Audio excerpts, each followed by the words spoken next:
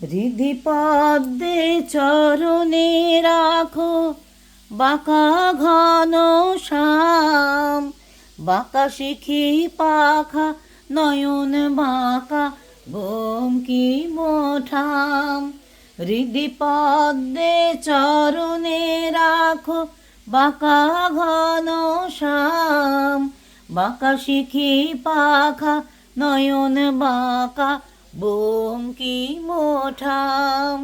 তুমি ধরায় ত্রিভঙ্গে অধরে মুরলি ধরে, ধরায় ত্রিভঙ্গে বাঁকা শিখি পাকা নয়ন বাঁকা বঙ্কি মোঠাম, বাঁকা শিখি পাখা নয়ন বাঁকা বঙ্কি মোঠাম। রাধে রাধে বন্ধুরা, জয় গৌর জয় নিতাই। আজ আবার একটা নতুন দিনে নতুন ভিডিওয়ে তোমাদের সামনে আসা। আজকে সকালবেলা, আজকে সকলেই জানো একাদশী, আজকে পুত্রদা একাদশী। আজকে সকালবেলা গোপাল সোনাকে ভোগ দিয়েছি। কি ভোগ দিয়েছি তোমাদের সেটা দেখাই। এটা ভোগ দিয়েছি, আজকে একটু কেক ভোগ দিয়েছি। এই কেকটা প্রভুজির ভোগ। তোমরাও ইচ্ছা করলে, তোমাদের সাথে শেয়ার করার একটাই কারণ, তোমরাও ইচ্ছা করলে একাদশীতে এটা ভোগ দিতে পারো। আমরাও এটা প্রসাদ পেয়েছি সকালবেলা।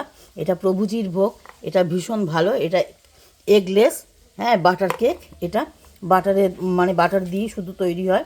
এটা তোমরা দিতে পারো। আমরা প্রসাদ পেয়েছি, এটাই আজকে গোপাল সোনাকে সকালবেলা গোপালকে আমরা ভোগ দিয়েছি, গোপাল সোনাকে ভোগ দিয়েছি। আর রান্না কি কি ভোগের ব্যবস্থা করেছি সেটাও তোমাদের সাথে একটু শেয়ার করব। চলো আমার সাথে, তোমরাও রান্নাঘরে চলো। এই যে দেখো, এখানে সাবুর পায়েস করছি আজকে। হ্যাঁ, আজকে সাবুর পায়েস করছি। হ্যাঁ, অন্যদিন আমি এক একদিন এক এক রকম করে দিই, সেটা যাই হোক ঠাকুরের বাসনেই করি।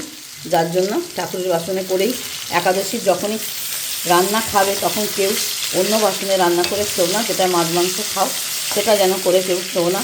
ঠাকুরের বাসনে, ভালো বাসনে, নিরামিষ বাসনে করে খাবে। যেটা তোমাদের এঠো না, সেটা তাহলে গোপাল সোনাকে ভোগেও তোমরা দিতে পারবে। হ্যাঁ, এইভাবে করবে। আর আলু ভাজাটা করছি। আর এখানে বেগুন ভাজা করে রেখেছি, তোমাদের দেখাই। বেগুনটা একটু পাতলাই কাটা হয়ে গেছে, বেগুন ভাজা করে রেখেছি। আর এখানে করব ডালিয়া, ডালিয়া বার করে রেখেছি। আর মশলাপাতি সব গুছিয়ে রেখেছি। তোমাদের এর আগের ভিডিওয়ে বলেছিলাম এইগুলো আমার মেয়ে আমায় এনে দিয়েছে। হ্যাঁ, একাদশীর সময় আমি একটু ব্যবহার করি এগুলো। আর এখানে একটু মটরশুঁটি আছে, এটাও আমি মটরশুঁটিটাও আমি ডালিয়ায় একটু দেব।